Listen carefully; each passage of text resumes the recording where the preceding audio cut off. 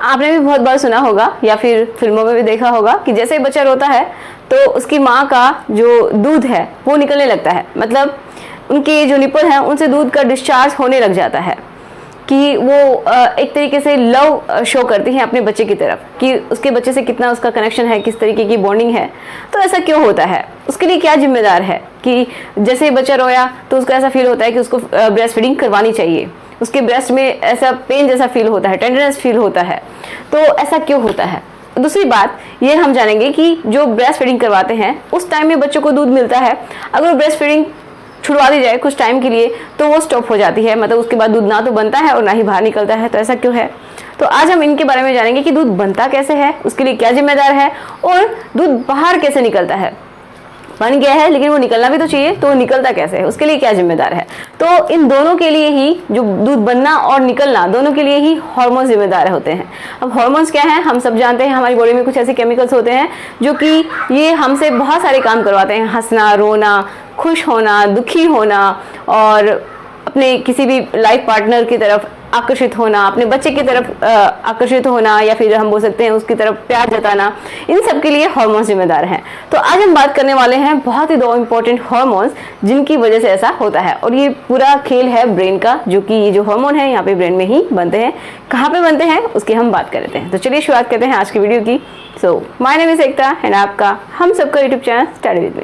तो चलिए देखते हैं सबसे पहले कि ये जो हार्मोन्स हैं ये क्या काम करते हैं, कौन कौन से हार्मोन होते हैं। तो देखिए हम पहले इसकी स्ट्रक्चर को समझते हैं, तब हमें सब कुछ समझ में आएगा। तो आपको पता है ये एक मैंने ब्रेस्ट बनाई है, ठीक है। तो ये वाला जो एरिया होता है ये डार्क होता है, गहरा होता है, ओके, जिसको हम एरियोला बोलते हैं। एंड ये ग्लैंड होती है, एक तरीके से हम समझे तो क्या है, ये ग्लैंड होती है जिसको हम क्या बोलते हैं, ब्रेस्ट ग्लैंड, ठीक है। अब ये इसका साइज किसके ऊपर डिपेंड करता है, इसका साइज डिपेंड करता है, बहुत सारे इसमें टिश्यूज होते हैं। तो कौन से टिश्यू, फैटी टिश्यूज होते हैं, एडिपोज टिश्यू। तो अगर टिश्यूज ज्यादा हैं तो उनका ब्रेस्ट का साइज ज्यादा हो जाता है, किसी में कम होता है क्योंकि उनमें ये जो फैटी टिश्यूज हैं वो कम होते हैं, ठीक है। तो ये टोटली इसके ऊपर डिपेंड करता है कि किसमें फैटी टिश्यू ज्यादा है, किसी में कम है, तो उसके बेसिस पे ही इसका साइज भी डिपेंड करता है। अब इनमें क्या होता है, देखिए सामने से देखने से कुछ ऐसा दिखता है, लेकिन ये हमने अंदर का बनाया है, बाहर ऐसा कुछ नहीं होता है। बाहर से आपको सिर्फ क्या दिखेगा, ये स्किन, ठीक है, एक ग्लैंड के जैसे फूली हुई, और बीच में उसके ये होता है एक ब्लैक या फिर डार्क ब्राउन कलर का, ठीक है, मतलब इस स्किन से थोड़ा अलग होता है, डार्क ब्राउन कलर का, जिसको हम एरियोला बोलते हैं, और बीच में होता है ये निपल, ठीक है। अब देखिए होता क्या है, इसको हम साइड से देखते हैं तो ऐसा कुछ दिखता है, और हम थोड़ा सा इसको अंदर से समझने की कोशिश करते हैं कि क्या क्या होता है। अब देखिए यहाँ पे ये मैंने कुछ स्ट्रक्चर्स बनाई हैं, तो ये गुच्छे की जैसे स्ट्रक्चर दिखाई दे रही होंगी, अंगूर का जो गुच्छा होता है कुछ उसके तरीके से। तो आप ऐसे समझिए कि ये इनको नाम दिया गया है, ये होते हैं लोब्यूल्स, ठीक है, ये लोब्स होते हैं, ये 15 से 20 होते हैं। यहाँ पे एडिपोज टिश्यूज जो मैंने बताया अभी, फैटी टिश्यूज होते हैं जिनकी वजह से साइज डिपेंड करता है। इसके अंदर क्या होते हैं, इसके चारों तरफ अगर हम बात करें अंदर की साइड में, तो ये इस तरीके के लोब्स होते हैं। ये क्या इनके अंदर ही दूध बनता है, ठीक है, इनको हम समझेंगे अभी। ये कितने होते हैं, 15 से 20 होते हैं। एक जो ब्रेस्ट है उसके अंदर 15 से 20 ये मिलते हैं। ये किससे मिलके बने हुए हैं, छोटी छोटी कोशिकाएं होती हैं उनसे मिलके बने हैं, ठीक है। तो अब देखते हैं, देखिए जो लोब्यूल्स हैं, लोब्यूल्स के अंदर स्पेशल टाइप की कोशिकाएं होती हैं। अभी जो कोशिकाएं हैं इनमें ही दूध बनना शुरू हो जाता है। तो देखिए छोटी छोटी जो कोशिकाएं हैं इनमें क्या हो रहा है, दूध बनना शुरू हो रहा है। यहाँ पे मान लीजिए दूध बन गया, ठीक है, दूध बन गया। अब ये अपने अंदर स्टोर तो नहीं रख सकती, छोटी छोटी सी हैं, तो ये क्या करेंगी, यहाँ पे दूध को इकट्ठा कर देंगी। सभी कोशिकाएं एक अंदर जो खाली जगह सी होती है, जैसे इस तरीके से है, तो ये मान लीजिए कोशिकाएं हैं, तो ये अपना दूध ये जो खाली जगह है इसके अंदर डाल देंगी। इसको हम बोलते हैं ल्यूमन, ठीक है, इसके अंदर ये दूध को डाल देंगी। अब इसका जो रास्ता है वो क्या होगा, इस तरीके से अब ये जुड़ी हुई होती हैं पतली पतली ट्यूब्स से, जिनको हम ट्यूब्यूल्स बोलते हैं, मेमोरी ट्यूब्यूल्स बोलते हैं। आगे जाके ये भी एक बड़ी सी जगह पे सारे दूध को डाल देंगी। फूली हुई से संरचना है जिसको हम बोल रहे हैं एम्पुला। आगे ये भी ट्यूब्यूल्स होती हैं, ट्यूब्स होती हैं, इनसे थोड़ी मोटी होती हैं ये ट्यूब्स, इनको हम बोलते हैं लैक्टिफेरस डक्ट्स। ये डक्ट्स होती हैं। तो ये डक्ट्स के थ्रू ये किससे जुड़ी हुई हैं, इस निपल से, ठीक है, जिसके थ्रू क्या होता है, दूध बाहर निकाल दिया जाता है। अब ये निकलने की जो प्रक्रिया है ये कैसे होती है, इसको हम थोड़ा सा अच्छे से समझते हैं।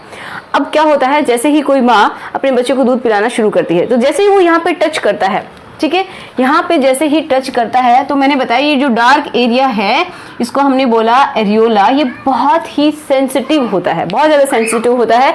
अगर बच्चा इसको पकड़ता है या फिर यहाँ पे जस्ट टच करता है तभी ये सेंसिटिव हो जाता है बहुत ज़्यादा और सिकुड़ सा जाता है, ठीक है, और ये बाहर की तरफ अच्छे से आ जाता है निपल। तब क्या होगा, दिमाग के अंदर हमारा जो ब्रेन है वहाँ पे मैसेज पहुँचता है। ब्रेन में एक ग्लैंड होती है, ठीक है, एक ग्लैंड होती है जिसको हम नाम देते हैं क्या, पिट्यूटरी, इसका नाम होता है पिट्यूटरी ग्लैंड। यहाँ पे हार्मोन होता है प्रोलैक्टिन। ये प्रोलैक्टिन क्या करता है, इन सेल्स को बोलता है, एक तरीके से मैसेज भेजता है कि दूध का बनना शुरू हो जाना चाहिए, ठीक है। तो यहाँ पे दूध बनने लगता है और ये क्या करती हैं, यहाँ पे डालती रहती हैं। जब बच्चा यहाँ से सक करने की कोशिश करता है, यहाँ पे टच करता है, तो दूसरा एक और हार्मोन काम करता है। कौन सा हार्मोन, ऑक्सीटोसिन, जो कि क्या काम करता है कि जो दूध बन गया है इसके पास मैसेज आएगा कि जो दूध बना है उसको बाहर निकाला जाए। तो इजेक्शन के लिए, मतलब बाहर निकलने के लिए कौन सा हार्मोन जिम्मेदार है, ऑक्सीटोसिन। दूध बनाने के लिए कौन सा हार्मोन जिम्मेदार है, प्रोलैक्टिन, जो कि ब्रेन में जो हमारी पिट्यूटरी जो ग्लैंड है इनमें, इनसे ही सिक्रेट किए जाते हैं।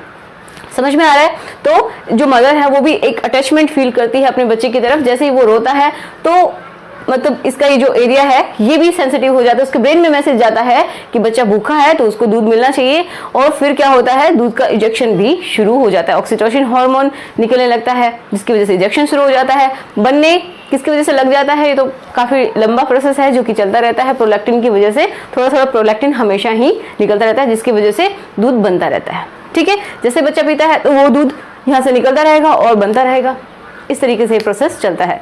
तो आई होप आज आपको इतना समझ में आया होगा। और जैसे ही प्रोलैक्टिन का लेवल कम हो जाता है, वैसे हमेशा थोड़ा बहुत रहता है लेकिन ये कम हो जाता है बिल्कुल, तो जिसकी वजह से दूध बनना बंद हो जाता है।